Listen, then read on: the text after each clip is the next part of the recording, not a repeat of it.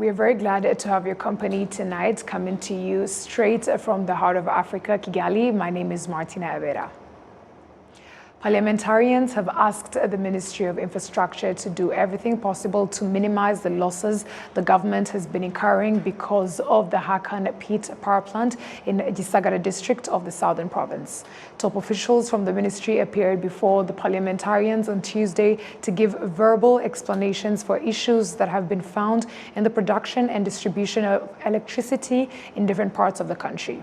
Pertaining to the Hakan Peat power plant that is grossly underperforming despite the cost of building and operating it, Minister Jimmy Gasore explained to the parliamentarians that severe flooding in the valley where peat power is sourced has been the root cause of the problem, to which other questions were raised as to why this matter was not detected during the feasibility study before the plant was built.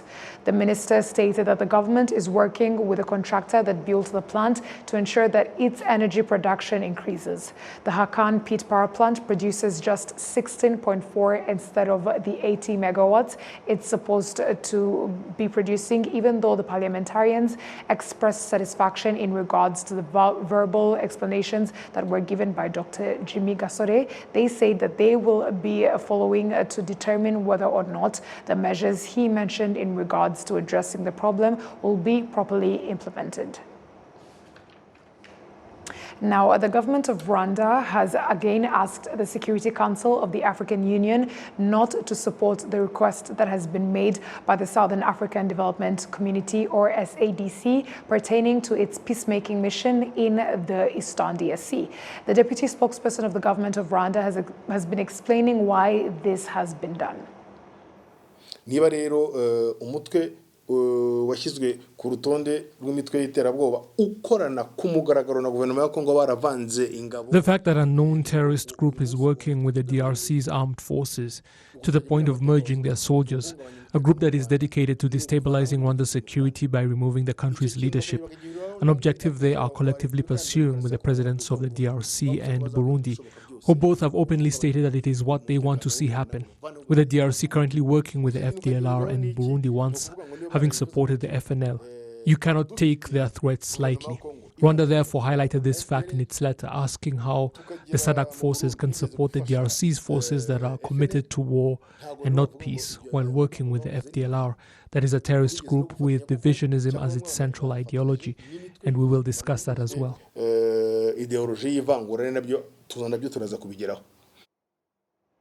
The government of Rwanda has therefore reiterated that the reason the problem, the Eastern DRC has become this serious is because the international community has continued to ignore its root cause. Abantu barazira yuko ari abakongomani bo mu bwoko bw'abatutsi bavuga ikinyarwanda. Those people are being victimized for being Kinyarwanda-speaking Congolese nationals, and that problem has never been addressed by the international community, which Rwanda has repeatedly highlighted. The government of Congo has also failed to address it, and had it done so, this latest problem of a war that has lasted for 10 to 15 years would have been resolved. People have been fleeing that region for decades, with Rwanda currently hosting more than 100,000 people who fled 20 to 30 years ago. Now, with this recent fighting, another 15,000 have fled, being victimized because of what they are and because they speak Kinyarwanda. Other tribes have been fleeing from that area as well. Also, Rwanda is not hosting the biggest number of refugees because those in Uganda and Kenya are more. Imagine a community that large being displaced for so long, yet the government of the DRC has never explained why it has decided to use military force against them.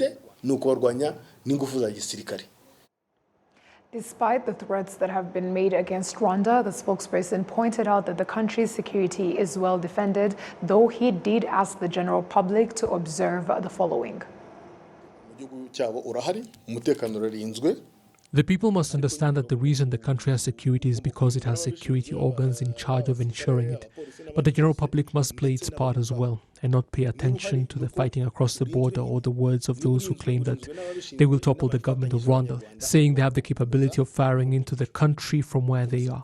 The general public should instead focus on working with the security organs to ensure security within Rwanda, trusting the government to respond appropriately. And the proof is that when issues do arise, they are addressed promptly and publicly.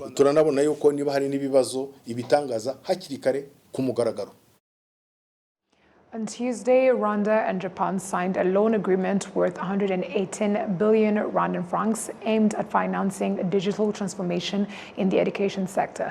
This is the largest loan amount Japan has ever given to Rwanda, and the allocation will be through the national budget. Prince Mansi has more on this report. Then what is the remaining? In Senior 6 at Ruhanga Secondary School in Gasabo District, students are using computers in their studies. Anne Vanessa Ishimwe is their teacher. You found me teaching programming language that enables a student to critically think things through and be able to create a software and develop himself. There are simple softwares that some of them can do. For instance, we were working on mathematical software that use all arithmetical operations. Japhet Byiringiro and Jacqueline Niweduhaye are pursuing mathematics, computer science, and economics. They say that technology will be a driver of their development in the future. After my studies, I want to be an agent of technology in terms of providing rainbow services, supporting citizens in accessing various services. And if luckily I continue my university studies, I would love to be a teacher.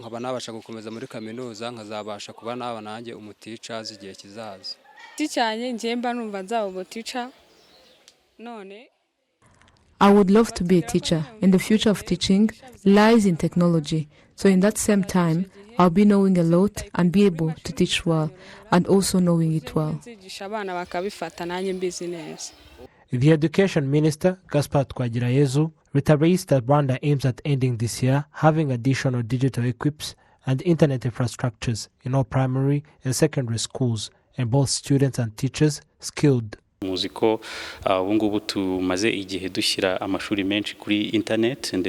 aware that we are introducing internet infrastructures in schools, and there's a program aimed at having all schools accessing internet.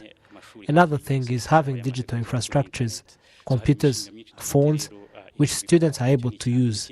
Another part is skilling both students and teachers in tech.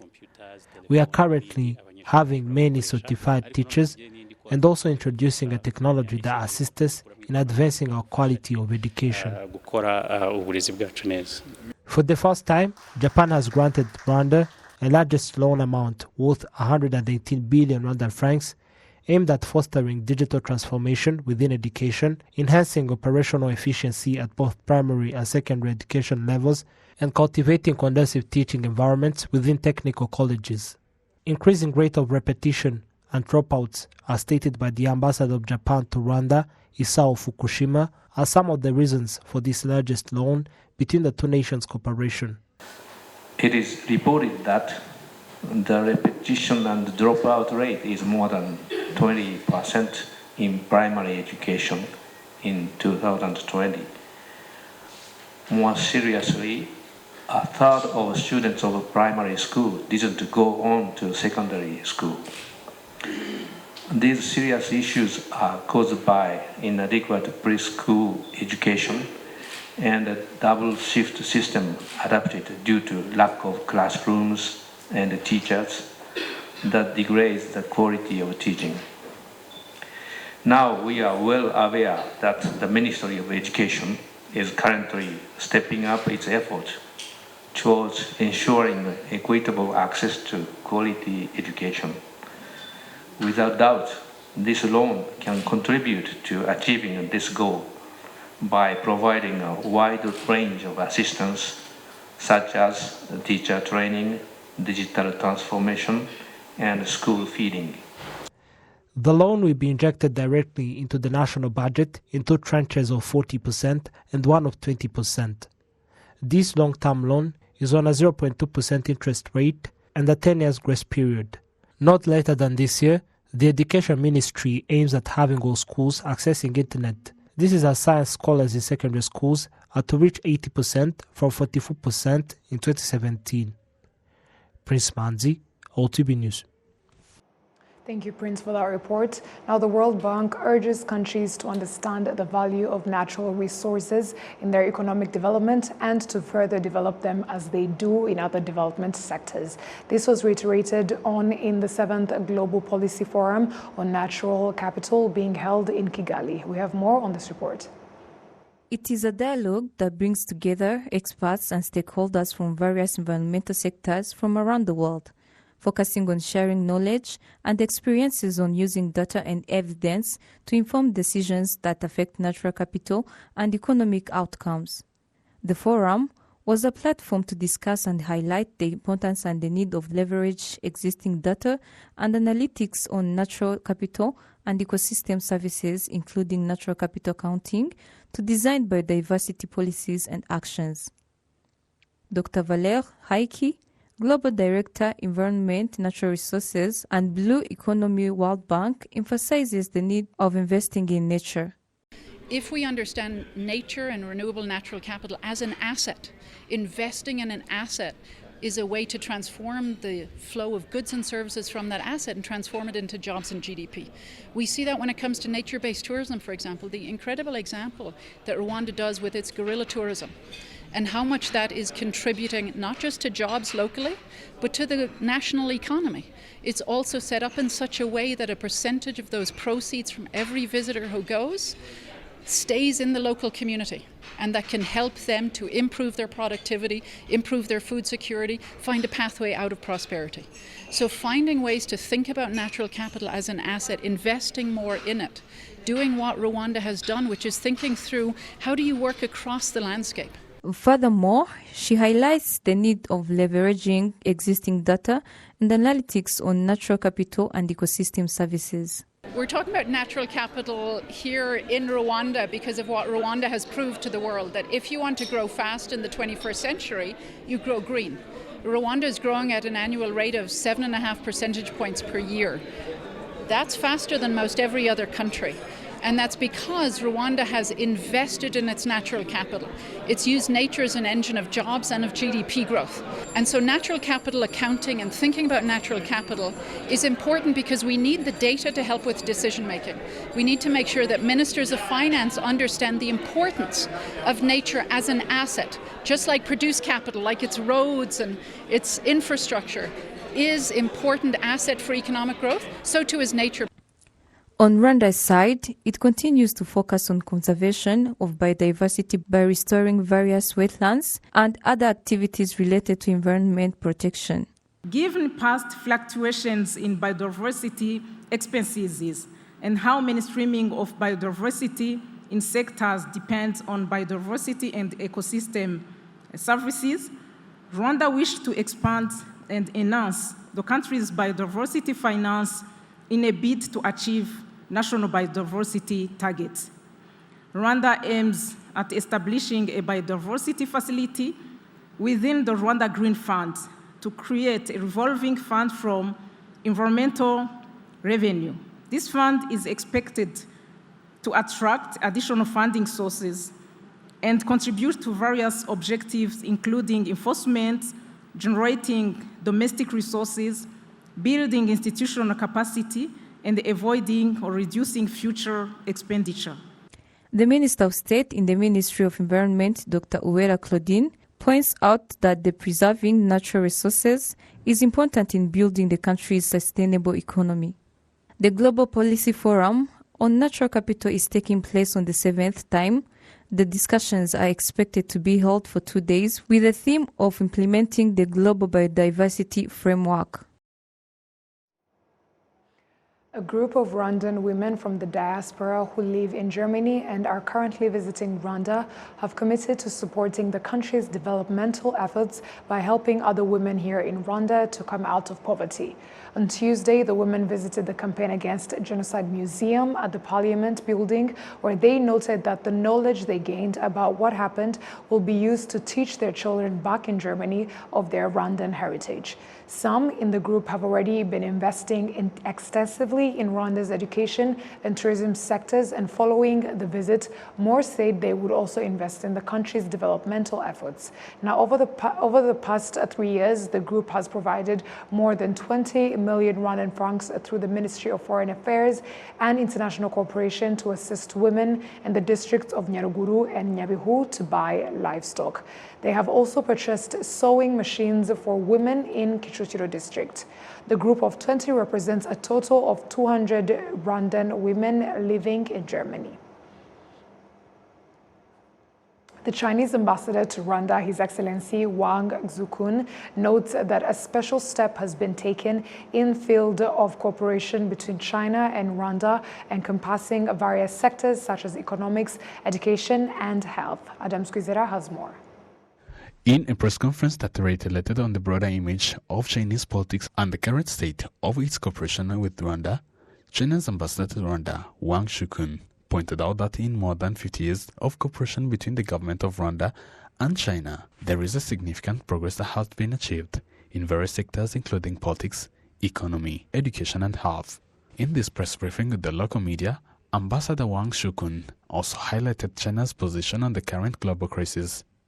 In this regard, Ambassador Wang Zukun pointed out on the issue of insecurity in the Eastern Democratic Republic of Congo, which has been going on for more than 30 years. And indicated that the Chinese government is ready to make an essential contribution to seek the sustainable solution of this issue in accordance with the Nairobi and Luanda process. In these particular issues in Great Lake regions, China maintain close communication with Rwanda and also other countries in the region. We stick to the principle of non-interference, yet we actively participate in the solution to the regional issues, and we support and encourage all countries in the region to solve these conflicts through peaceful dialogue and consultation. And we are willing to play a constructive role in the regional issues. At the beginning of this year, Rwanda and China further strengthened relations and cooperation by appointing a defense attaché in Rwanda. Wang Zukun points out this development as a significant step in their country's existing relations with Rwanda, particularly in the sector of military security. China-Rwanda enjoys very friendly ties, and we have a very in-depth development in many aspects.